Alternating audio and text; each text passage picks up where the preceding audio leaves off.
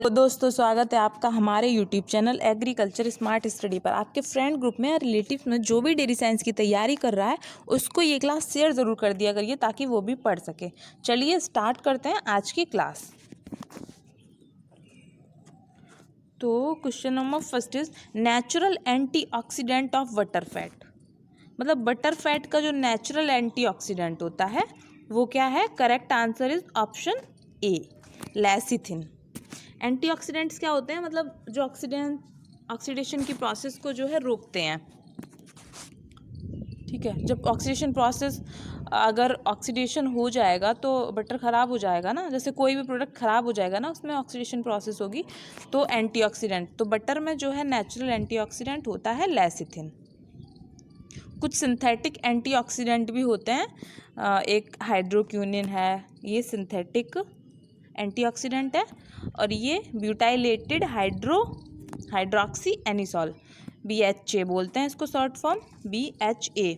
वैसे तो कुछ कंट्रीज़ में जो है एंटीऑक्सीडेंट परमिटेड ही नहीं है, मतलब वहाँ के जो फूड एंड हेल्थ रेगुलेशंस हैं उन्होंने उनको परमिशन ही नहीं दिया हुआ है कि वो सिंथेटिक एंटीऑक्सीडेंट यूज़ करें। पर अपने यहाँ इंडिया में जो है ये BHA जो है ये परमिटेड है, ब्यूटाइलेटेड हाइड्रोक्सी एनिसॉल। और कितना परमिटेड है, मतलब कितना ऐड कर सकते हैं? 0.02% घी और बटर के लिए, और 0.01% स्किम मिल्क पाउडर और होल मिल्क पाउडर के लिए। और नॉर्डी हाइड्रोग्यूरेटिक एसिड है, ये भी सिंथेटिक एंटीऑक्सीडेंट है, और इसका यूज़ कितना करते हैं? इसको शॉर्ट में NDGA बोलते हैं NDGA।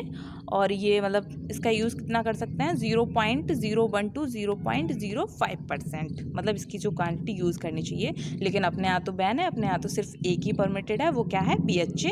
और कितना? 0.02% बटर और घी के लिए, और whole milk powder skim milk powder के लिए 0.01%। ये आपको याद रखना है। नेक्स्ट क्वेश्चन देख लेते हैं। A good sample of dry butter fat should have a copper content of not more than, मतलब जो बटर फैट का जो अच्छा सैंपल होगा उसमें कॉपर कंटेंट कितने से ज़्यादा नहीं होना चाहिए। तो इसका correct answer is option A, 0.02 to 0.03 ppm से ज़्यादा नहीं होना चाहिए। उसके लिए कर क्या सकते हैं? जैसे बटर मेकिंग जो इक्विपमेंट है उसको स्टेनलेस स्टील प्रेफर करें, मतलब जिसमें भी बटर बनाएं उसके लिए स्टेनलेस स्टील का इक्विपमेंट जो है वो प्रेफर करें, कॉपर का नहीं। ठीक है, और जो आयरन है उसका कंटेंट कितना होना चाहिए? मतलब ड्राई बटर फैट में, एक अच्छे ड्राई बटर फैट में आयरन कंटेंट कितना होना चाहिए? Not more than 0.10% part per million.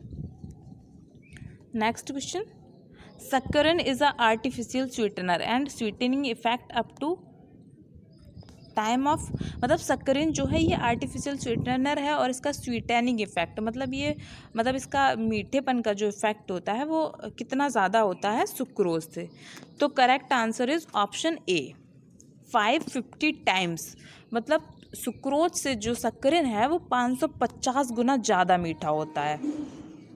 और ये सक्करिन क्या है? इसको यूज़ करते हैं डायबिटिक आइसक्रीम में, और इसका मतलब कुछ हार्मफुल भी होता है ये हेल्थ के लिए। अगर जिसका मतलब कंजप्शन पर डे जो है वो 0.3 ग्राम पर डे किया जाए तो ये डाइजेशन प्रॉब्लम कॉज करता है, और कभी कभी कैंसर भी कॉज करता है। और आइसक्रीम में क्या प्रॉब्लम कॉज करता है कि सक्करिन जो है वो लो ओवररन, मतलब ओवररन को जो है वो कम कर देता है। ठीक है, नेक्स्ट क्वेश्चन, सक्करिन यूज्ड इन, तो सक्करिन मैं बताया, सक्करिन जो है वो डायबिटिक आइसक्रीम बनाने के लिए यूज़ करते हैं। मतलब ये लो कैलोरी होता है ना, इसमें लो कैलोरी एनर्जी है, इसलिए इसका डायबिटिक आइसक्रीम में यूज़ करते हैं, पर बहुत मिनिमम क्वांटिटी में यूज़ करते हैं। ठीक है, next question, vanilla planifolia endures a member of the, vanilla planifolia endures जो है ये मेंबर है ऑर्चिड फैमिली का।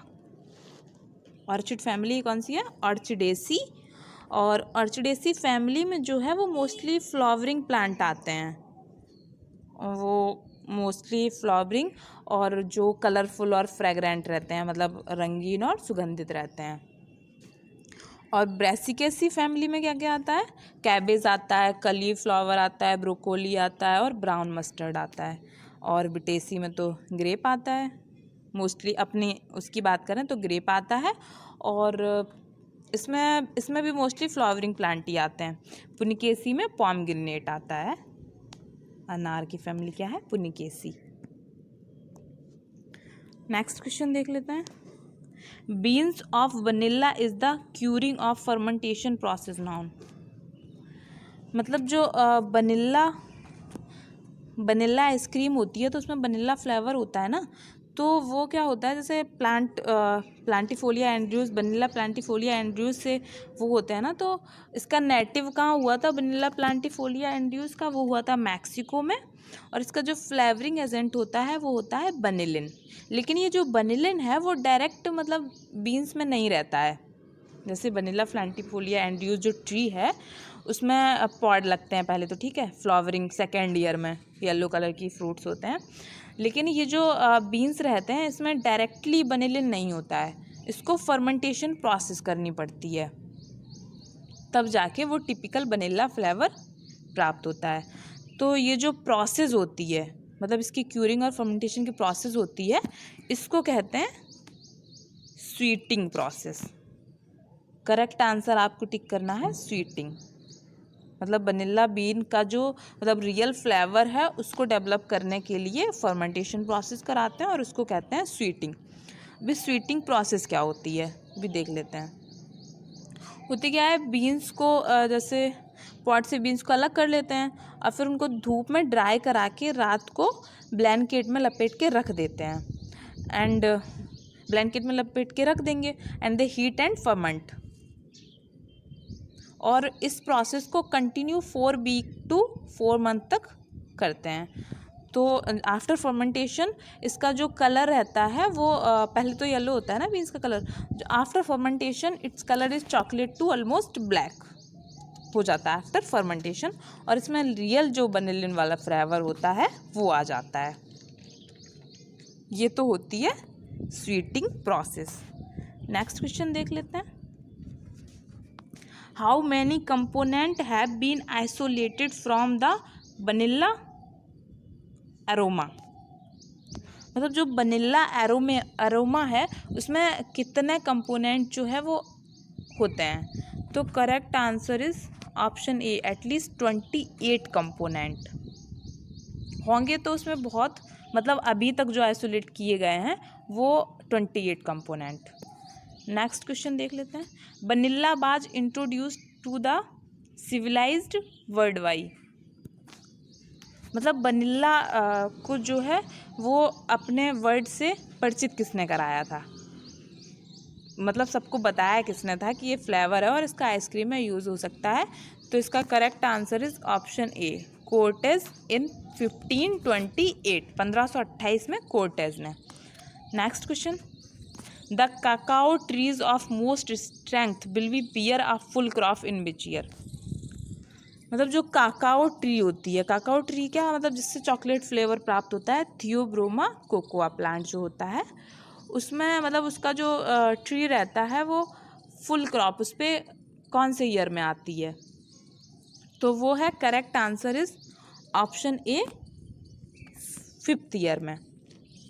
काकाओ ट्री के बारे में थोड़ा देख लेते हैं। काकाओ ट्री जो है it is a strict tropical tree और growing only hot and humid climate. और वनीला बीन की तरह इसमें भी जो है ना आफ्टर फर्मेंटेशन जो है रियल फ्लेवर डेवलप होता है।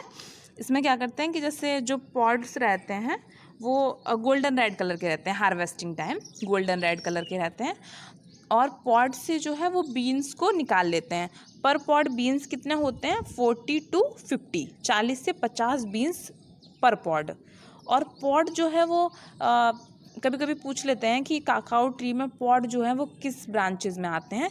तो जो टिपिकली जो ओल्डर ब्रांचेस रहती हैं, जो पुरानी शाखाएं रहती हैं, उनमें पॉड्स आते हैं। और पर पॉड 40 to 50 बीन्स। और इसको कैसे मतलब फर्मेंटेशन कैसे करते हैं?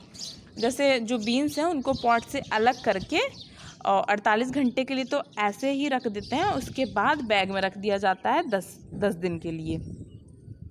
एंड आफ्टर फर्मेंटेशन, जब फर्मेंटेशन प्रोसेस हो जाएगी तो इट्स डेवलप ब्राउन कलर, मतलब ये भूरे रंग के हो जाते हैं। क्या ये है ना, तो है थियोब्रोमा कोकोआ या काकाओ ट्री, चॉकलेट फ्लेवर जिससे आता है आइसक्रीम में। Next question, cocoa powder contain,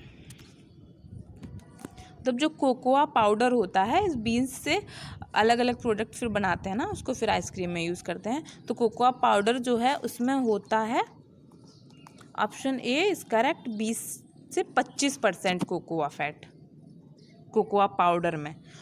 और अगर कोकोआ चॉकलेट ल्यूकर की बात करें तो उसमें होता है 50 से 53% फैट, और चॉकलेट ब्लेंड में जो है वो होता है 36 से 40%। कभी कभी पूछ लिया जाता है कि मतलब हाईएस्ट फैट कंटेनिंग इन तीनों में से क्या है, तो आपको क्या टिक करना है, कोकोआ फैट।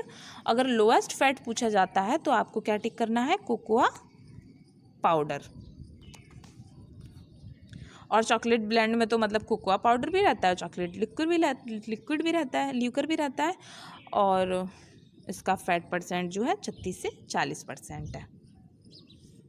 हाई फैट पूछा जाता है तो आपको टिक करना है चॉकलेट ल्यूकर, और लो तो कोकोआ पाउडर। और परसेंटेज आपको याद कर लेना है, 20 to 25% कोकोआ पाउडर में, और 50 to 53% चॉकलेट ल्यूकर में, और 36 to 40% जो है वो है चॉकलेट ब्लेंड में। चलिए आज की क्लास यहीं तक, मिलते हैं नेक्स्ट क्लास में। अगर आपको मेरा वीडियो पसंद आया तो लाइक करें, शेयर करें, सब्सक्राइब करें, और हाँ बेल आइकन को भी प्रेस कर दीजिए ताकि आने वाली वीडियोस की नोटिफिकेशन आपको मिल सके। Okay, bye bye, take care.